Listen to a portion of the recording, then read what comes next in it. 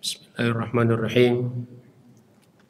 Assalamualaikum warahmatullahi wabarakatuh.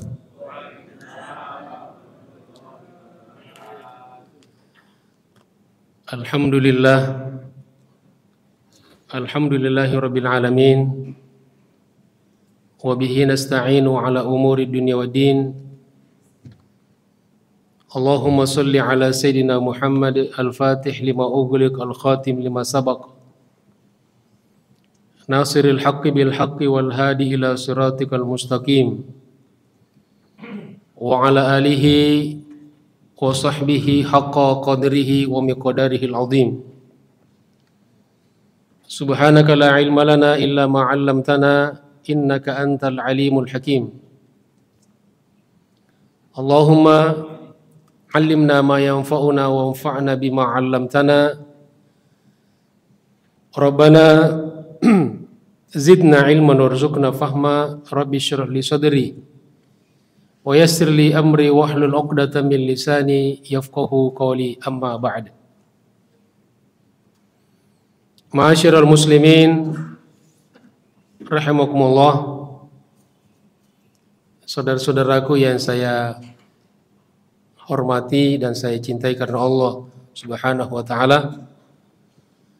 Wabil khusus para asatidz, para orang tua, segenap pengurus masjid yang kita senantiasa cintai ini, Masjid Al-Akhbar, serta Bapak Ibu jamaah sekalian, baik yang hadir di masjid ini maupun yang ikut secara online dimanapun Bapak Ibu berada. Apa kabar semuanya? Sehat ya? Air? Alhamdulillah. Alhamdulillah dengan izin Allah Subhanahu wa taala, dan mudah-mudahan juga atas bimbingan dan ridhonya pada pagi hari ini setelah kita sholat subuh berjamaah, mudah-mudahan Allah terima sholat kita. Kita lanjutkan dengan ta'lim. Man kharaja fi talabil ilmi fahuwa fi sabilillahi hatta yarji'. Barang siapa yang keluar rumah untuk belajar, untuk menuntut ilmu, maka dia senantiasa berada di jalan Allah Subhanahu wa taala sampai pulang, sampai selesai. Dan juga kita niatkan untuk bersilaturahim. Man ahabba ayyubsatalahu fi rizqihi wa yunsalahu fi atharihi. Barang siapa yang mau dilapangkan rezekinya dan dipanjangkan umurnya, falyasil rahimahu, maka hendaklah senantiasa bersilaturahim.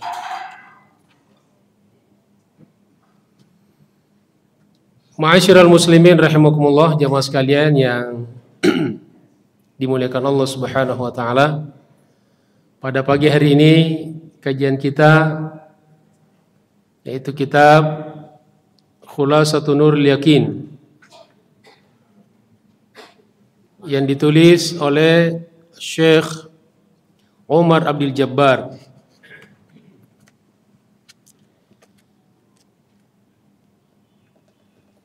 Pada kesempatan ini kita lanjutkan ya pembahasan kita dari bahasan-bahasan yang lalu.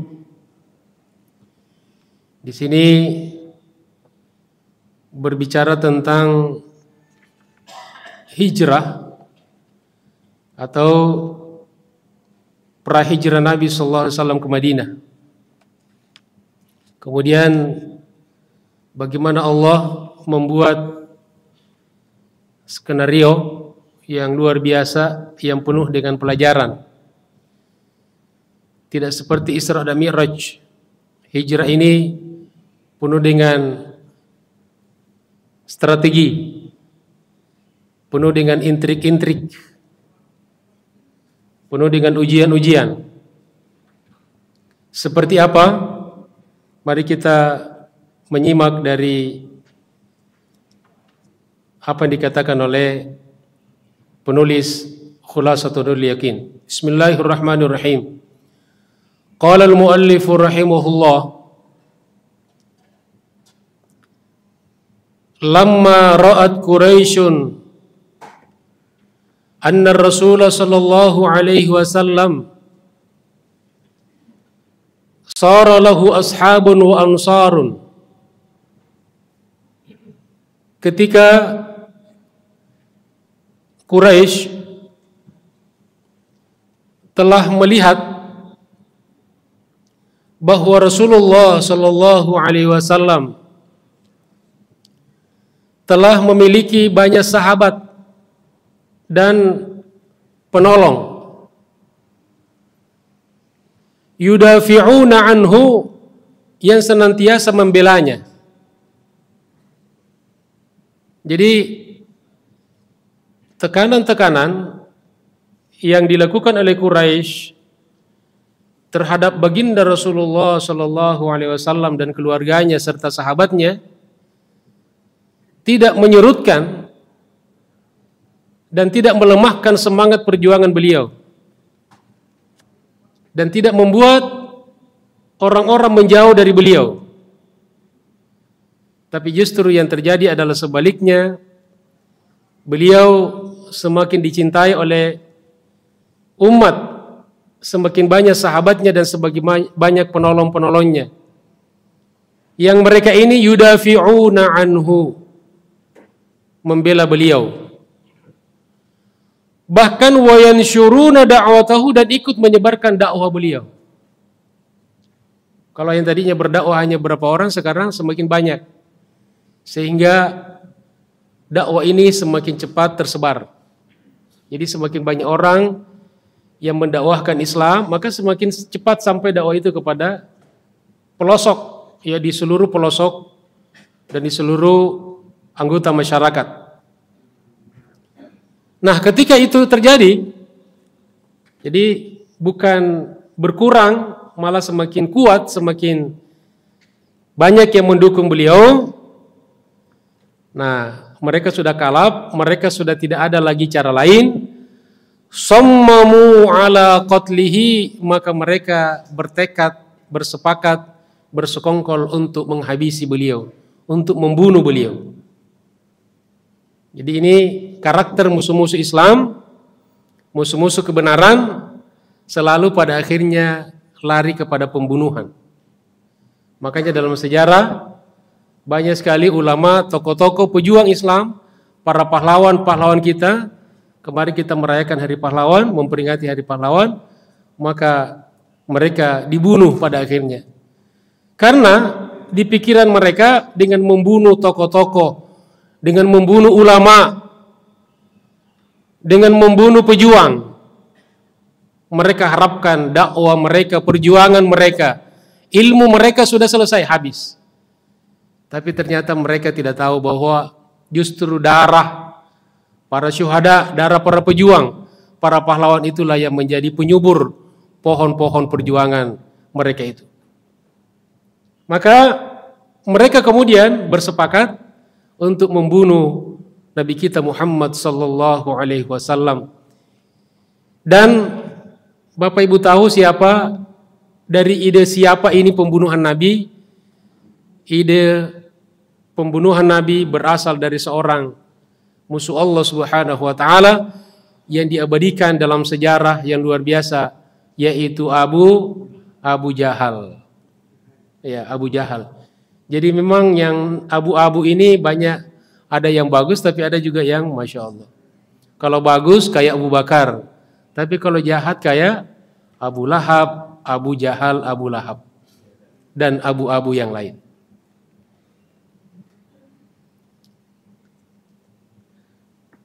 Wattafaqu ala ay ya'khudhu min kulli qabilatin syabban. Lalu langkah pertama yang mereka lakukan, mereka sepakat untuk mengambil, menyeleksi dari setiap qabilah, dari setiap suku, dari suku-suku Arab, suku-suku Quraisy, seorang pemuda. Seorang pemuda yang terbaik, yang terkuat, yang hebat. Ya, bukan yang lemah, bukan yang loyo. Jadi mereka pilih dari setiap suku Arab diambil satu perwakilan. Ya, satu perwakilan. Wa yajtami'una amama darihi, dan mereka para pemuda-pemuda ini berkumpul di depan rumah baginda Rasulullah sallallahu alaihi wasallam. Fa idza kharaja darabuhu darbata rajulin wahidin. Rencananya kalau Nabi keluar rumah langsung mereka pukul beramai-ramai, mereka keroyok Rasulullah SAW dan beliau mati. Begitu rencananya. Dan inilah sejarah persekongkolan manusia yang paling jahat dalam sejarah manusia. Inilah persekongkolan yang paling jahat dalam sejarah. Kenapa? Karena persekongkolan ingin membunuh manusia terbaik. Manusia makhluk yang paling baik yang diciptakan Allah Subhanahu wa taala dalam alam jagat raya ini, yaitu baginda Rasulullah sallallahu alaihi wasallam. Liyatafarraqa damuhu fil qabail. Rencana yang lain yang mereka canangkan adalah setelah mati darah Nabi itu akan dibagi-bagi kepada seluruh kabilah. Masya Allah. Kita bayangkan ya, betapa luar biasa perjuangan beliau yang memperjuangkan Islam sampai kepada kita sekarang nih. Fala yaqdiru aqaribuhu ala muharabatil arabi kullihim.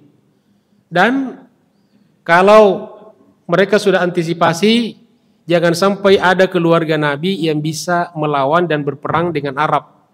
Jadi jangan sampai, karena pasti kalau keluarga Nabi tahu kalau Nabi dibunuh dan terbunuh, maka pasti akan ada pembalasan dari keluarganya. Mereka sudah antisipasi. Mereka sudah perhitungkan itu.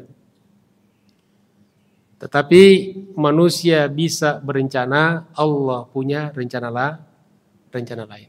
Rencana siapa yang paling baik? Rencana Allah Subhanahu wa taala.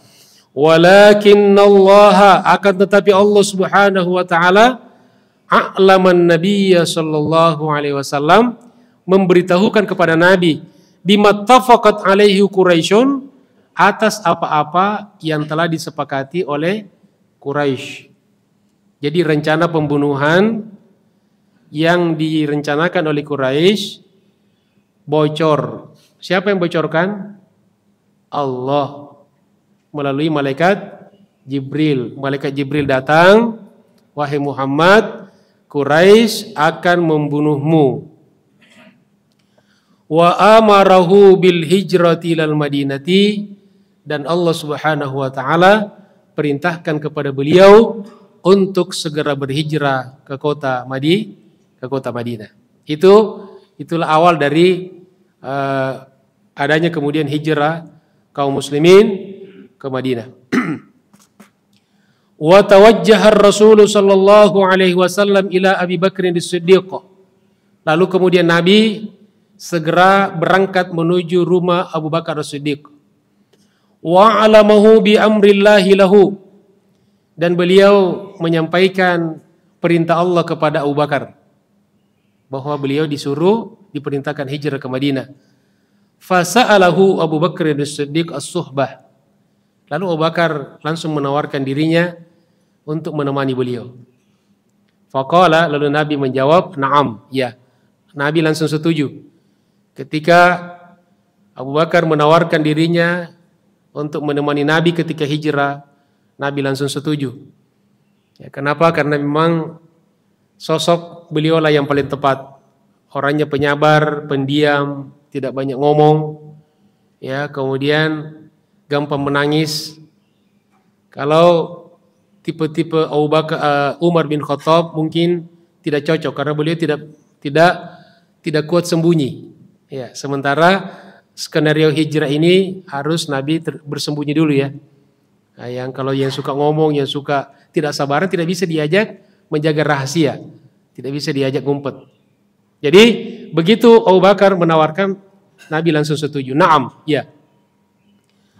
Thumma hayya'a rahilataini li safarihima. Lalu Nabi dan Abu Bakar segera menyiapkan dua kendaraan. Dua kendaraan yang akan dipakai li safarihima untuk safar keduanya, perjalanannya ke Madinah. Jadi kalau kita mau ke satu tempat harus dipersiapkan dulu. Kemarin saja ke Monas 3 elaf ya. Masya Allah. Ya burak gitu. Tapi belum muncul foto-fotonya nih. Jadi mempersiapkan dua kendaraan. Wa a'tayahuma lidalilin mahirin. Dua kendaraan itu diserahkan, diamanahkan kepada seseorang penunjuk jalan ya, yang tahu jalan ke Madinah. Jadi selain kita punya kendaraan yang baik, kita juga harus punya sopir yang baik. Dan bukan sekedar bisa nyopir tapi tahu jalan. Jadi Abu Bakar tidak sok tahu ya. Kalau bangsa kita setir aja lah gitu kan. Biar irit. Gantian Nabi sama Abu Bakar Siddiq. Tapi kendaraannya diberikan kepada ahlinya yang bisa mengendarai dan bisa tahu jalan. Wa amarahu ayyaji'a bihima. Kemudian Nabi dan Abu Bakar menyuruh orang itu untuk membawa dua kendaraan yang sudah disiapkan itu ba'da thalathi layalin ila ghari thaurin, setelah 3 malam di Gua Sur. Jadi perintahnya kendaraan ini nanti kamu bawa ke Gua Sur setelah 3 malam atau 3 hari. Fa fil lailatil lati azama fiha 'alal khuruj. Pada malam di mana Nabi sudah berazam mau keluar min baitihi dari rumahnya. Jadi sudah mau berangkat ke mana? Ke Gua Sur. Ya. Iltaffa syubbanu Quraisyin haula darihi. Maka pemuda-pemuda Quraisy, algojo atau apa ya, algojo, preman-preman bayaran. Jadi dari dulu memang selalu ada preman-preman bayaran. Diambil dari suku-suku bangsa Arab, bangsa Quraisy. Ini mengepung rumah baginda Rasulullah sallallahu alaihi wasallam. Bahkan dalam riwayat dikatakan begitu ketatnya pengepungan rumah Nabi sallallahu alaihi wasallam sampai tikus pun tidak bisa lewat. Karena begitu rapatnya ya para preman, para algojo mengepung rumah baginda Rasulullah sallallahu alaihi wasallam karena target utamanya malam itu Nabi harus mati. Wa Rasulullah sallallahu alaihi wasallam bidakhilihi, sedangkan Rasulullah sallallahu alaihi wasallam ada di dalam rumah itu. Jadi ini sudah Bapak Ibu bisa gambarkan kan? Bisa kita gambarkan bagaimana suasana malam itu. Ya, rumah Nabi dikepung. Falamma jaa waqtul khuruj. Ketika sudah saatnya waktunya untuk keluar. Jadi Nabi ini punya ada random acara hijrah nih. Jadi jangan disangka bahwa Nabi itu hijrah asal-asalan gitu kan. Ya, itu sudah punya jadwalnya itu. Jam berapa dia keluar rumah, jam berapa sampai di Gua Sur. Ya, jam berapa berangkat dari Al-Akbar, jam berapa sampai di Monas. Jam berapa makan siang. Ya, atau sarapan dulu dan seterusnya. Ada yang di mobil udah sarapan gitu. Ya. Jadi belum sampai di Gua Sur sudah sarapan. Falamma jaa waqtul khuruj, ketika telah sampai waktu keluar, Nabi sudah mau keluar, amarar rasulu ibna ammihi Aliyan. Nabi menyuruh anak pamannya, yaitu Ali. Maksudnya Ali bin Abi Thalib. Anak pamannya artinya apa? Kalau kita sepupu ya, sepupu satu kalinya. Ya, jadi bapak dengan bapaknya adik kakak. Jadi Ali itu sepupu baginda Rasulullah SAW sekaligus sebagai menantunya.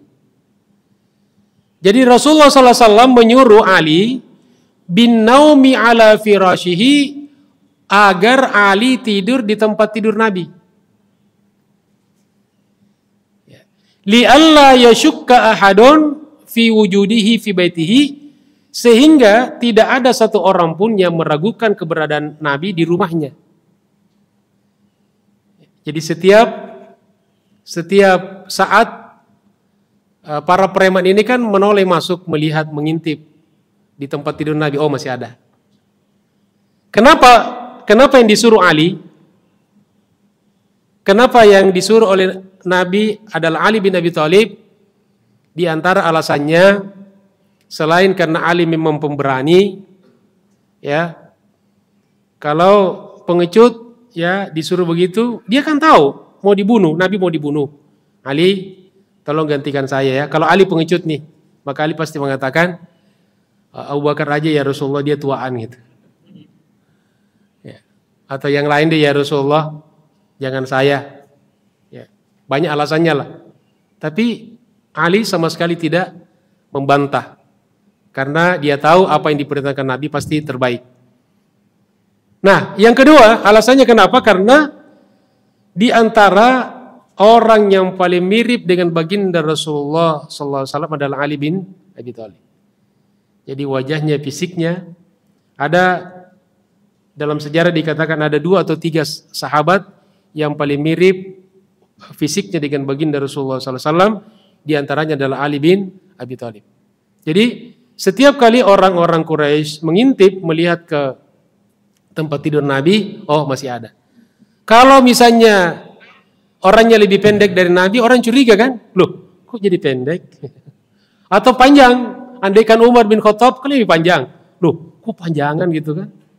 Maka Ali, dia kira, mereka mengira bahwa yang tidur di situ adalah Rasulullah sallallahu alaihi wasallam. Thumma kharaja ala a'daihi. Kemudian Nabi pun keluar melewati musuh-musuhnya yang kepungan itu kan. Ya. Kok bisa lolos? Fa'alqallahu an-nawma 'alaihim. Senjata Allah untuk melumpuhkan mereka bukan dengan bom, bukan dengan roket. Apa?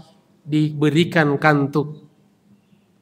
Jadi preman-preman ini sejago apapun orang gitu kan, bela dirinya, hebatnya gitu kan. Kalau sudah ngantuk, udah tidur, nggak bisa ngapain, betul? Nah, Allah kasih ngantuk kepada mereka, ya, ngantuk kepada mereka, lalu mereka pun tertidur, ya. Dan dalam satu riwayat dikatakan bahkan Nabi sempat mengambil pasir dan menaburkan kepada kepala-kepala mereka karena mereka sudah tidur. Falam yarahu ahadun. Tidak ada satu orang pun yang melihatnya. Ya, lalu ada guru-guru mengajarkan kalau katanya Nabi ketika lewat itu membaca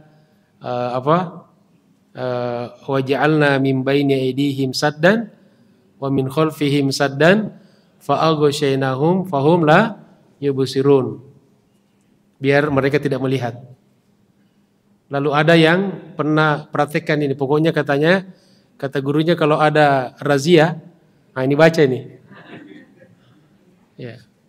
Lalu ketika melihat polisi di depan, waja'alna min baini aydihim saddan wa min khalfihim saddan fa aghshaynahum fahum la yubsirun.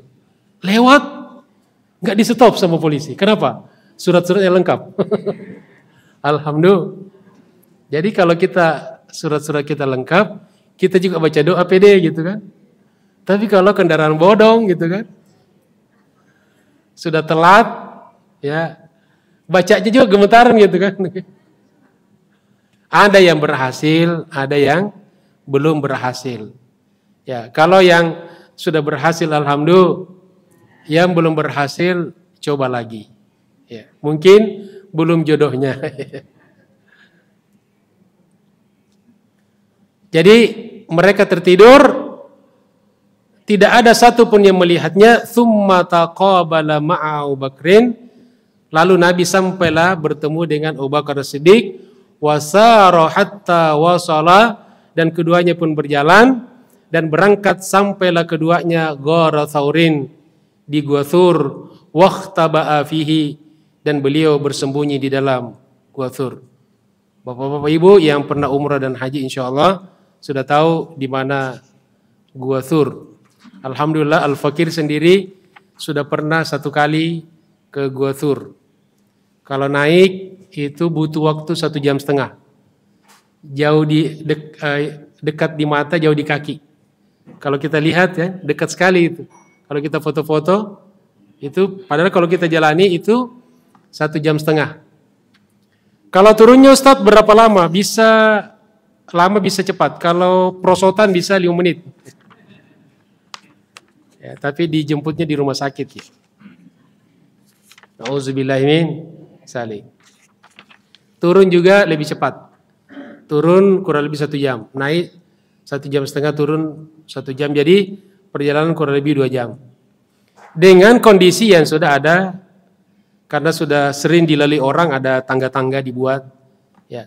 Tapi tidak sebaik di Gua Hira, di Jabal Nur.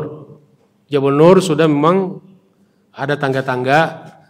Walaupun itu banyak dikritik oleh dunia Islam, kenapa tempat-tempat bersejarah itu tidak dirawat, ya, tidak dijaga oleh negara. Padahal itu kan situs-situs ya bersejarah. Katakanlah kalau orang melihat sebagai situs bersejarah, kalau kita memang tempat-tempat destinasi sejarah Islam. Turunnya wahyu pertama tidak tanggung-tanggung tuh, tapi di situ banyak sampah, kotor, banyak pengemis. Nah, ini mungkin kalau nanti kapan-kapan kalau ketemu dengan Raja Saudi nanti kita sampaikan ya. Insya Allah. Lamma sahat Quraisyun tilkal lailah. Lalu sadarlah, terbangunlah Quraisy pada malam itu. Walam tajid fi baitir Rasul sallallahu alaihi wasallam. Ternyata Nabi sudah pergi. Mereka tidak menemukan lagi Nabi. Illa ibna ammihi Aliyan. Ternyata yang tidur di tempat tidur Nabi adalah Ali. Ishtadda hanakuhum. Jadi mereka semakin marah, mereka semakin seakan-akan tercekik, ya. Mereka luar biasa kecewanya. Karena targetnya malam itu Nabi harus mati. Semua ikhtiar manusia sudah dilakukan. Algojo, senjata yang akan dipakai untuk membunuh Nabi sudah disiapkan semuanya. Fa arsalu syubbanahum bisuyuf. Lalu pemuda-pemuda yang tadi itu yang tertidur kemudian diutus dengan membawa pedang-pedangnya. Wal isyi tabhathu 'anir rasuli sallallahu alaihi wasallam fi kulli jihatin. Dengan orang-orang mata-mata yang terus mencari Nabi di seluruh penjuru. Jadi tidak ada tempat di mana mereka mencari Nabi. Ya, jadi sampai kalau istilahnya sampai dia masuk di lubang tikus, kejar Nabi sampai dapat. Wa qad ja'alu liman ya'tihim bihi. Tidak tanggung-tanggung. Quraisy kemudian bersepakat, bagi siapa yang bisa mendatangkan Nabi, au yadulluhum alaihi, atau bisa menunjuki di mana Nabi berada, mi'atana qatan jaizatan, 100 ekor onta sebagai jaizah, sebagai hadiah. Jadi Quraisy membuat sayembara, barang siapa yang bisa mendapatkan Nabi baik hidup ataupun mati, maka dia akan diberikan hadiah sebanyak 100 ekor onta. Kenapa onta? Karena inilah harta yang paling mahal ketika itu. Kalau kita sekarang katakanlah 100 mobil R3 gitu ya.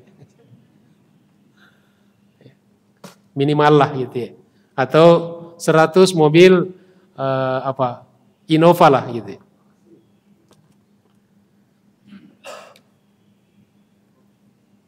Wa qad wasalu fil bahthi anhu ilal ghar. Masya Allah. Dan mereka pun mencari Nabi sampai di Gua Thur. Jadi semua mencari dan mereka sampai di Gua Thur. Bihaitsu law nadhara ahaduhum fihi la ra'a ar-rasul sallallahu alaihi wasallam wa sahibahu. Seandainya Jadi sudah sampai di depan mulut gua kan. Seandainya salah seorang dari mereka sekedar melihat ke bawah, ke kakinya, maka la ra'ar Rasulullah sallallahu alaihi wasallam, niscaya dia akan melihat Rasulullah sallallahu alaihi wasallam wa sahibahu, dan sahabatnya yaitu Abu Bakar Siddiq. Kenapa jamaah sekalian? Mungkin saya gambarkan bahwa Gua Thur itu berada di puncak gunung. Ya, kalau yang jemaah yang pernah ikut saya umrah dan haji, saya tunjukkan itu. Jadi dia bukan gua yang dalam, yang besar. Lebih kecil daripada gua Hira. Jadi dia cuma kayak ada batu tertelungkup. Nah kemudian di bawahnya ada lubang, itulah gua Thur itu. Nah sehingga kalau kita masuk di gua itu turun. Ya, jadi masuk di pintunya, di lubangnya kemudian turun. Nah, kalau orang di dalam gua itu dan ada orang di depan mulut gua melihat ke bawah, pasti lihat. Orang-orang Quraisy itu sudah ada di depan gua. Tetapi Allah mengirim burung dara ya dan laba-laba seketika itu juga bersarang di depan mulut gua itu. Sehingga ketika mereka sudah berada di mulut gua, mereka mengatakan, ada yang mengatakan, ini pasti dia ngumpet di dalam ini. Tapi kebanyakan mengatakan tidak mungkin. Lihat tuh ada sarang laba-laba, ada burung yang bertelur. Kalau ada orang masuk di situ, pasti burung akan terbang, sarang laba-laba akan rusak. Akhirnya fokusnya bukan mencari Nabi, tapi fokusnya berdebat. Coba, ini juga Allah mengirimkan sebuah tentara, yaitu berdebat. Jadi kadang-kadang berdebat ini kalau sudah debat kusir, maka tidak menghasilkan apa-apa, justru bisa menjadi sumber kekalahan. Nah kita dalam berjuang jangan terlalu banyak berdebat, apalagi sampai berdebat yang debat kusir, karena ini bisa seperti yang dialami oleh orang-orang yang mencari baginda Rasulullah SAW. Tidak mungkin ada di dalam gua itu. Kalau dia ada di dalam, pasti burungnya akan terbang, sarang laba-laba akan rusak. Lalu mereka pun pergi. Wa ra'ahum Abu Bakrin fabaka. Sebaliknya, Abu Bakar yang ada di dalam gua melihat mereka. Jadi mereka tidak melihat Nabi dan Abu Bakar, tapi Abu Bakar melihat mereka. Nabi sih santai aja. Ya, Nabi santai karena memang ini perintah Allah kan. Pasti Allah akan menolong. Faqala lahur Rasul. Abu Bakar nangis. Kenapa nangis? Karena prihatin. Abu Bakar sebagai manusia sudah sangat takut bahwa Nabi akan ditangkap dan dibunuh. Gambaran dia, Nabi mati. Itu yang membuat dia sedih. Bukan memikirkan dirinya, tapi memikirkan kalau Nabi sampai ditangkap dan dibunuh. Lalu faqala lahur Rasul, Rasulullah menenangkan Abu Bakar dan beliau berkata, la tahzan, innallaha ma'ana. Jangan bersedih, sesungguhnya Allah Subhanahu wa taala senantiasa bersama kita, senantiasa melindungi kita. Ini perkataan ini beliau diabadikan dalam Al-Qur'an. Ya, idh yaqulu li sahibihi, ketika dia berkata kepada sahabatnya yaitu Abu Bakar Siddiq, la tahzan, jangan bersedih, innallaha ma'ana, sesungguhnya Allah Subhanahu wa taala senantiasa bersama kita. Kata la tahzan ini kemudian menginspirasi seorang penulis dan kemudian menulis sebuah buku yang sangat bestseller. Terakhir dikatakan sudah kira-kira lebih 10 juta ya, 10 juta eksemplar tercetak di seluruh dunia. Ya, di lebih 20 bahasa diterjemahkan. Bukunya namanya La Tahzan, Don't Be Sad. Ditulis oleh Dr. A'id Al-Qarni. Masya Allah.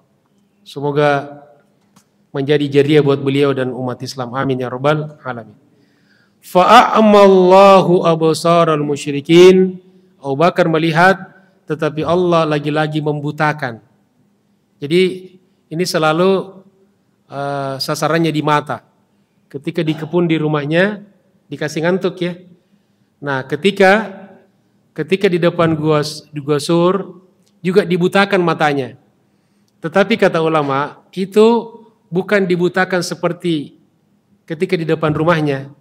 Kira-kira kalau Allah mau membuat orang-orang Quraisy ngantuk di depan gua Sur, bisa nggak kira-kira? Bisa. Tetapi lain lagi ceritanya. Ya, lain lagi ceritanya. Nah, di situ dibuat, kata ulama, orang biasanya kalau berdebat itu biasanya matanya melotot, ya kan? Dan tertuju kepada lawan debatnya, ya kan? Tidak ada orang yang berdebat. Nah, biasanya kalau orang debat ngotot gitu kan, matanya melotot. Ketika mata melotot, fokus kepada orang itu, sehingga objek mulut gua itu terlupakan. Jadi seakan-akan di sini fa'amallahu absarul musyrikin. Allah kemudian membutakan penglihatan orang-orang musyrikin dengan cara dipalingkan sehingga tidak melihat Nabi dan Abu Bakar Siddiq. Wa raja'u khaibina, dan mereka pun pulang dengan tangan kosong. Lanjut jemaah sekalian. Lanjut ya. Sudah lapar belum? Sama ya. Kita lanjut lagi ya. Wa ba'da an inqata'al bahthu 'anir rasul. Setelah selesai pencarian tentang Rasulullah, kharaja ma'a sahibihi, beliau pun keluar dari gua itu bersama sahabatnya. Ketika sudah aman ya, Quraisy sudah pergi, lalu Nabi keluar ditemani oleh Abu Bakar. Wa qad aqama fil ghar, dan beliau berdua menetap di Gua Sur berapa hari, berapa malam jemaah sekalian? Ada yang tahu? Sebetulnya sudah ada bocorannya tadi sebelumnya. Berapa? 3 malam, ya 3 hari 3 malam. Thalatha layalin, yaitu 3 malam. Wa kana Abdullah ibni Abi Bakrin as-Siddiq ya'tihima fil masa wa yukhbirunahuma bi akhbari Quraisy. Adalah Abdullah putra Abu Bakar as-Siddiq, anaknya Abu Bakar as-Siddiq, datang kepada kedua beliau, menemui keduanya fil masa'i, di waktu sore. Wa yukhbirunahuma bi akhbari Quraisy, menginformasikan kepada Nabi dan Abu Bakar tentang informasi-informasi Quraisy. Jadi dari dulu memang penting informasi ya, media. Dulu tidak ada Instagram, tidak ada Facebook, tidak ada WhatsApp, apalagi TikTok ya. Maka semuanya serba manual, tidak ada surat. Maka beliau yang ditugaskan, yaitu Abdullah bin Abi Bakar, datang menemui langsung Nabi dan ayahnya, khusus untuk bercerita tentang informasi-informasi yang lain. Jadi memang harus ada orang-orang yang spesifik. Jadi ada pembagian tugas. Jadi lagi-lagi di pelajaran hijrah itu ada, kata ulama, diantaranya pembagian tugas. Ya. Jadi kalau tugasnya cari informasi, jangan ngurusin catering, atau paling urusan informasi tentang catering gitu kan. Nah, eksekusinya kasih yang ahlinya. Begitu juga sebaliknya. Yang tugas nyari kendaraan, fokus di kendaraan. Kemudian wa kanat ukhtuhu Asma, sementara saudarinya yaitu Asma, juga putrinya Abu Bakar Siddiq, ta'tihi ma bi ta'ami khufyatan, juga datang ditugaskan untuk mengurus makanan. Jadi beliaulah yang bertugas membawakan makanan kepada Nabi dan Abu Bakar. Jadi Abdullah khusus untuk informasi apa yang berkembang, sementara Asma bertugas untuk memberikan atau mengirimkan makanan. Padahal dalam sejarah dikatakan ketika itu Asma sedang sedang hamil. Jadi ini juga ada satu pelajaran lagi yang kita ambil dalam hijrah ini, peranan emak-emak tidak pernah ketinggalan. Emak-emak selalu yang terdepan. Jadi makanya kalau ada kegiatan kemudian emak-emak selalu ambil bagian, jangan heran. Ini keturunan daripada Asma binti Abu Bakar. Sudah hamil, dan bayangkan Bapak Ibu sekalian, ke Gua Thur itu naik 1,5 jam. Wanita hamil, tapi karena tugas, ya amanah, dia harus lakukan itu. Kira-kira kalau wanita-wanita sekarang disuruh begitu, wah jangan saya dong, saya kan hamil, nanti gimana kalau keguguran gitu kan.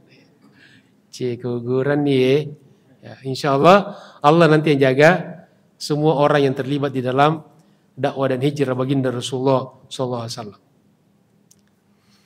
Walamma ja'ahum dalil, dan ketika datang petunjuk jalan, ya penunjuk ya yang sudah ditugaskan di awal sebelum berangkat ke gua, birrahilataini, dengan membawa 2 kendaraan yang dipesan Nabi Abu Bakar, fi sabahil yaumits tsalits, pada pagi hari ketiga.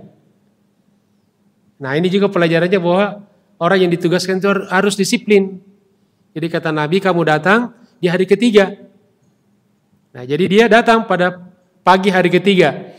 Raqiba, keduanya pun naik mengendarai kendaraan itu, wasaro, dan keduanya berjalan, qasidinal madinata, dan menuju ke kota Madinah. Walaqad lahiqa bihim fit tariqi Suraqah, di tengah perjalanan dibuntuti dan didapati oleh seorang yang bernama Suraqah, wa arada ayyaqtular Rasul sallallahu alaihi wasallam, yang ingin membunuh Rasulullah sallallahu alaihi wasallam karena tergiur dengan informasi, dengan sayembara, barang siapa yang bisa menemukan Muhammad, ya di bahasa mereka Muhammad, baik dalam keadaan hidup ataupun mati, maka akan mendapatkan hadiah 100 ekor onta. Nah, Suraqah diam-diam mengetahui perjalanan Nabi SAW, lalu diikuti, dikejar. Setiap, dalam sejarah dikatakan, setiap tinggal beberapa meter, ya di belakang Nabi, kuda yang ditungganginya langsung jatuh. Lalu dia bangkit lagi, dia kejar lagi Nabi. Sudah hampir dia menjangkau Nabi, kudanya jatuh lagi, dan akhirnya fafashila, dan dia pun gagal. Dan konon Suraqah ini, wallahu alam, dia masuk Islam, dan pada kekhilafan Umar bin Khattab, dia kemudian diberikan sebuah mahkota gitu kan, oleh Umar bin Khattab. Wallahu ta'ala alam.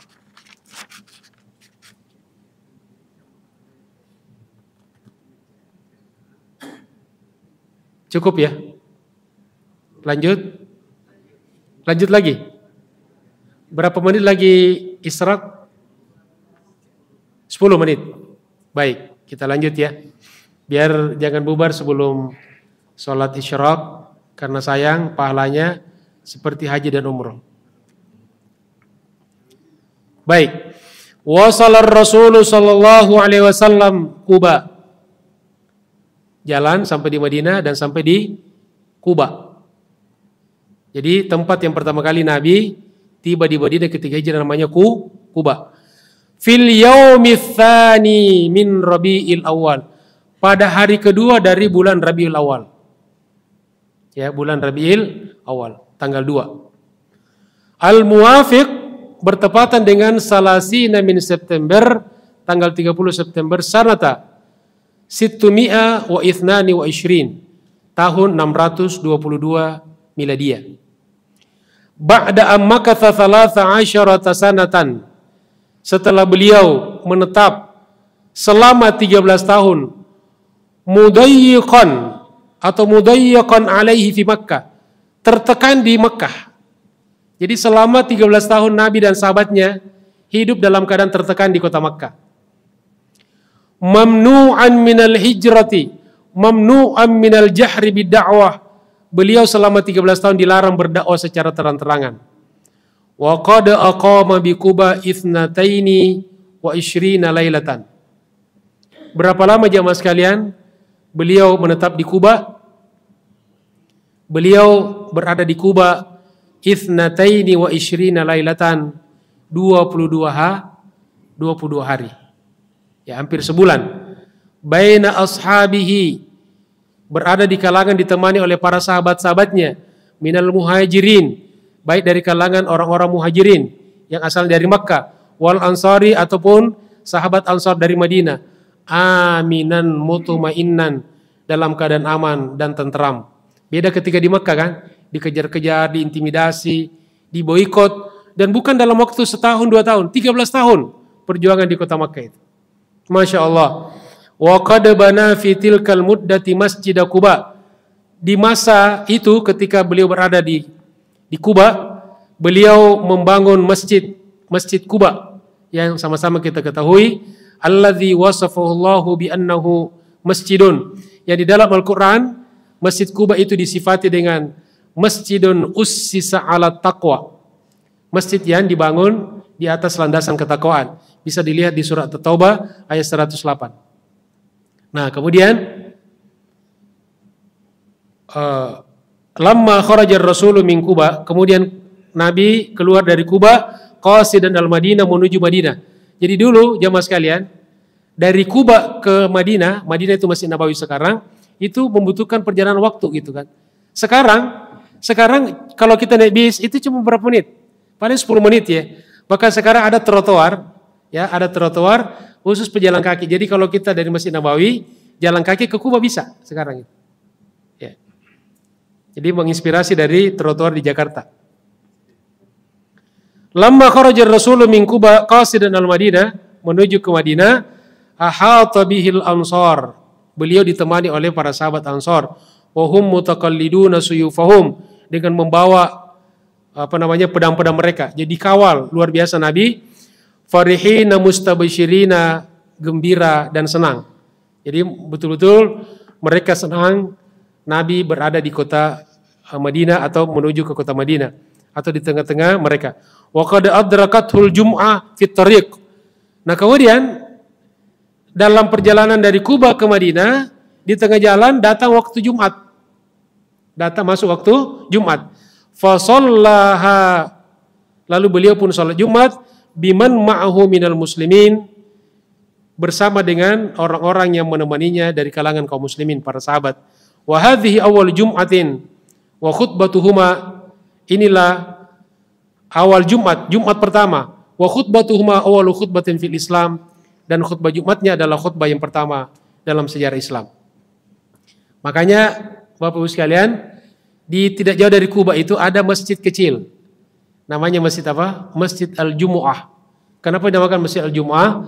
Karena itulah masjid yang ditempati pertama kali Nabi sholat Jumat dan khutbah Jumat pertama dalam sejarah Islam, yaitu ketika berjalan dari Kuba menuju ke Masjid Nabawi atau ke Madinah, ya, karena ketika itu Masjid Nabawi belum ada. Terakhir, wa qad kharaja limulaqatihi. Lalu ketika Nabi sudah menuju ke kota Madinah, keluarlah ahlul Madinah untuk menemuinya. Orang-orang Madinah, wa ma'ahumun nisa, perempuan, mak-mak ini tidak pernah ketinggalan nih, menyambut Rasulullah. Wasibyan, anak kecil, wal walaidu, bahkan orang-orang tua. Yaqulna, mereka berkata, apa yang mereka katakan? Nah, inilah terakhir nih.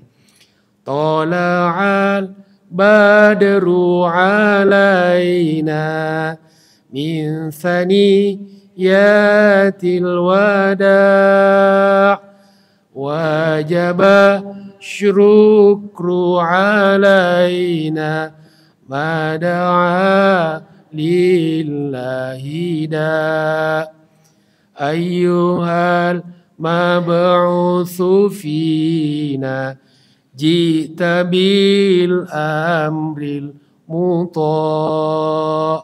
Ini 3 bait, inilah yang dinyanyikan oleh orang-orang yang menyambut baginda Rasulullah sallallahu alaihi wasallam ketika sudah masuk di kota Madinah.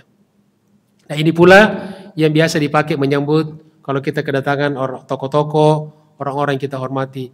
Tala'al badru alaina min thaniyatil wada wajaba syukru alaina mada'an lillahi da. Demikianlah jemaah sekalian kajian kita pada pagi hari ini. Mudah-mudahan bermanfaat dan barokah untuk kita semuanya. Terima kasih atas segala perhatiannya. Mohon maaf atas segala kekurangannya. Billahi taufiq wal hidayah.